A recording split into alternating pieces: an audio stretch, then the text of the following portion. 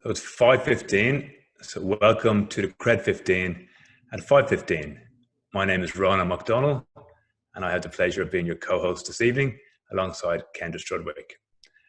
Our intention at Cred is to create a space where we can support you to navigate this time, stay connected, and build some strong habits while you're here. We want you to feel calm, focused, and hopefully a bit more positive at the end of 15 minutes. I'm just going to do a little bit of housekeeping now before I hand over to Kendra. So very briefly, I think everyone's been on the calls so far. So as we do want to make it as interactive as possible, after some reflective exercises, we will invite you to type your responses into the chat box.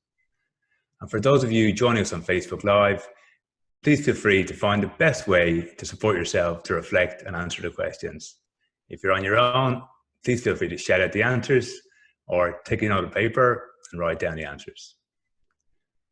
I'd love to hand over now to Kendra Strudwick to guide us through the first part of our session. Thank you, Kendra. Thanks, Ronan, and welcome, friends. I'm going to share a little bit of a poem as an arrival activity before we do the how are you feeling activity. Here's the poem. Perhaps we only leave so we can once again arrive to get a bird's eye view of what it means to be alive. For there is beauty in returning to the now. Oh, how beautiful and how strange to see that everything can be different and know that it's only you who's changed. So how have you changed even in the last 12 hours, 24 hours, the last time you've tuned in? So just take a moment to take a deep cleansing breath deep into the belly and exhale and shake off whatever you might have been carrying from the day. Sometimes it can be helpful just to give yourself a little bit of a brush. Let's take a moment now to check in with how we're feeling, to really notice the sensations that might be present in our body, might have been drowned out in our doing, and to engage and accept them, not question them and ruminate on them, but just to identify and notice. How are you feeling? Think about your energy levels. Are they high? Are you firing on all cylinders and you're green? Are you feeling a bit stop-start, a bit sluggish, a bit amber? Or are you just, oh my goodness, thank God it's the end of the day? Or waking up and I'm still tired, how can that be? And you're a bit red. Just notice your energy levels. Do you check in with your energy day to day? Or just when your body forces you to? And perhaps there's a word that captures how you're feeling, or a combination of words. Just double click. Build your emotional literacy and choose a word that you wouldn't normally. So if you're feeling confused, then maybe today you're perplexed. If you're feeling down, maybe today you could be somber. If you're feeling calm, then perhaps it's centered. See if you can choose a word that sums up how you're feeling that you wouldn't normally use, but it's in the same lane. Just reflect on that for a few seconds. And then when you're ready, type it into the chat box for me.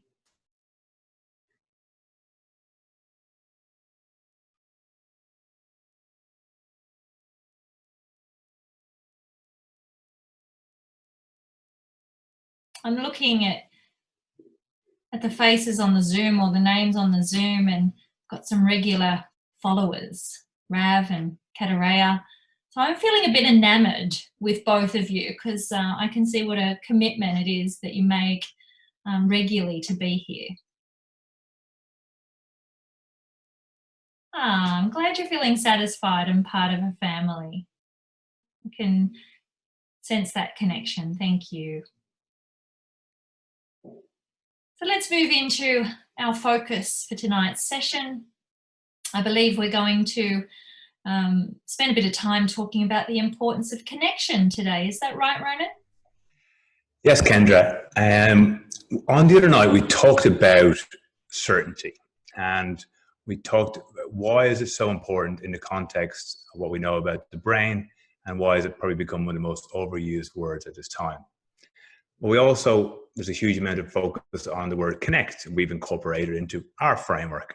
So Kendra, I'd like to invite you to share a bit more about why is connection so important for us as people?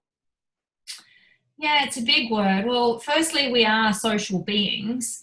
The only way that we survive is through sharing resources and through other people. When you think about it, we're born, we're very, very fragile. If our families didn't love us, then we wouldn't live very long if they didn't feed us and shelter us and nurture us and cuddle us, so physical touch itself. So we literally rely on the connections of others for survival. Beyond it being a basic human need, there's lots of different levels of connection.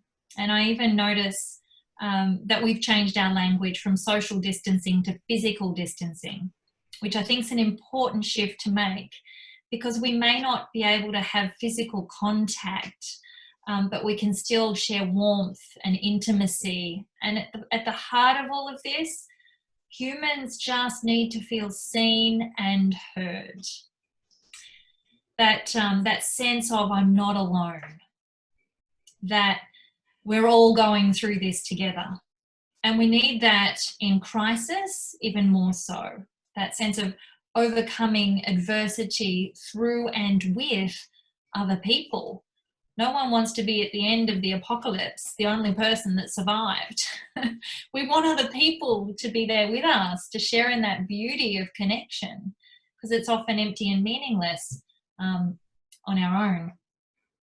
So from a biological perspective, from your neuroscience perspective, you've got this sense of in-group and out-group that your brain is ascertaining every moment of every day, every time you meet someone, every time you walk into a room. You know if it's a friendly room or a hostile room. It's an energetic thing as much as it is anything else. And this sense of, am I in the tribe or out of the tribe? Because in history, if people didn't like you or you did something against the group's conformity, you were exiled and you were lunch for the saber-toothed tigers. You didn't live very long if you were sent out of the cave onto your own. So, this sense of needing to be part of the tribe is wired into our physical survival strategies. And this switch that gets flipped in your brain. So when you sense that someone is in your tribe, that there's this common belonging that you share, then empathy is available, compassion is available. If your brain has classified them as the out-group, the enemy, the rival tribe, then the capacity to show empathy and compassion is not available for you, and you won't even realize that you're not accessing it. So I might have gone down a few different paths there, Ronan. Is there a thread that you'd like to pick up amongst that? Yeah. Can you tell us more about in-group and out-group? So I obviously have an insight into it. So my understanding is that when we meet people, it's automatically out-group. Okay, so can you share a bit more about in-group and out-group with people who maybe not familiar with that? Yeah, in-group and out-group. So enemy is the default until you prove that you're a friend, or friend or foe. Foe is the default until you prove that you're a friend. And there's a couple of things that your brain filters for in order to make that decision. The first thing is warmth. Warmth. Are you approachable? Are you warm? The second is credibility. Do you have something to offer the tribe? So you could be a lovely, harmless, bouncy Labrador that lacks a bit of substance, that people, oh, there's Kendra, and she's harmless, she's nice. but you're not going to have the same level of connection as if you have warmth and credibility. Actually, we need her. She's got some skills that we can tap into and that are valuable. So you need both of those things for psychological safety and trust to be present. And I think sometimes we're not good at both sides of the equation. So which side of the equation might you have some work to do? Is it to be more warm, more genuine, more authentic, more vulnerable, showing that you care and you see other people?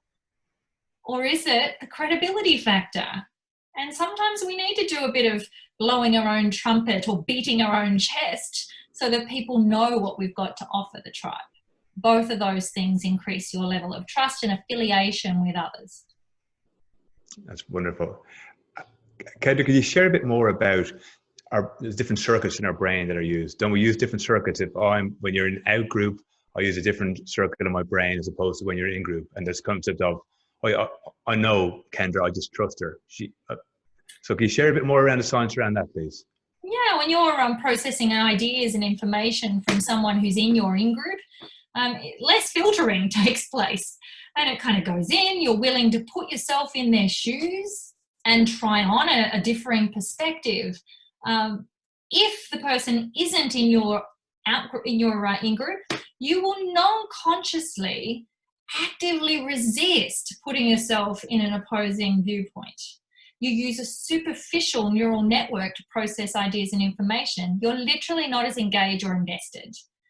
And if there's a deep, strong connection, you'll take the problem on as though it's yours and you really want to solve it. And sometimes you'll even feel the other person's pain if you tip the balance between empathy and sympathy. That's pretty cool. So the default is Outgroup, and then when we are in the in-group, we use a different circuit in our brain. That's it. And the neurochemical of connection is oxytocin. So if you've ever sat next to someone on the train or a plane and they've told you their life story in a matter of an hour and shared things with you that you wouldn't even tell your spouse, chances are they have an oxytocin imbalance, and that's why. So we want to get oxied up, everybody. That's Share good. the oxytocin. I hadn't heard that, Kendra. And Kendra, final question on this. Have you noticed anything different in this time about people's need for connection, or are we seeing an over connection? Just throw it out there. Anything you've noticed based on your work in the last number of years, anything different you've seen in the last couple of weeks or months? Yeah, I've noticed a distinct shift in being willing to see others, particularly strangers. I notice people just walking past will say hi and genuinely say, "How are you?" when I wouldn't have known they've even lived in the suburb and I've been here 15 years. So I notice that people are noticing other humans around them far more acutely than they would have. They're not as plugged in and wired in internally. Part of that is because of a threat response. You walk past and someone coughs and immediately you're out group. So I'm noticing that. And I'm also noticing a greater need for people to connect via video conferencing than just audio only. Like they want to see other people's faces, not just hear their voices. Mm-hmm. And so that might mean you're in meeting overload at the moment. And how can you make sure that that's quality time and not quantity of time? So they're just a few things that I think we need to learn to strike the balance with. Yeah, I think might have to be selective about our Zoom check-ins or Zoom dates and Zoom wine evenings or coffee meetings. We're going to have to be a bit of filtering going on in the next couple of weeks and months ahead. Kendra, thank you very much for sharing that. That's really appreciated. And I hope that's valuable for people to get more of an insight into our brain's need for social connection. Thank you, Kendra. I'm just going to continue on with our scan for our Cred.15. So for those of you who are on a call this morning, we've updated the word direct to focus, and we want to support you to understand where are you choosing to put your focus. So for you, those of you who are starting their day, maybe in Europe or the US, thinking about where does your focus need to be today? Is it on work? Is it on home? Is it on self-care? Is there a list of things you need to get through? Do you need to be down to detail today? Or maybe it's just simply being. So I'm going to give you a moment to think about, where do you think your focus needs to be today?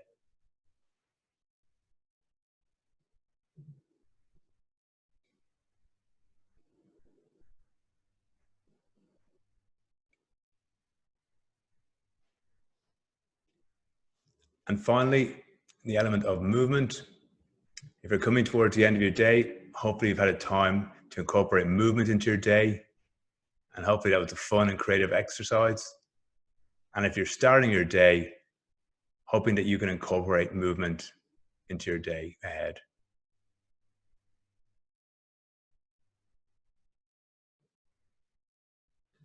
It has just come to 5:30. Once more, I want to add my depth of gratitude to Kendra for wonderful sharing with our community tonight. We will be back here again at 8:15 tomorrow morning, and hopefully you can join us. We will now finish the live webinar, but we'll hang around for a couple of moments if anyone has any questions. Thank you for joining us, everyone.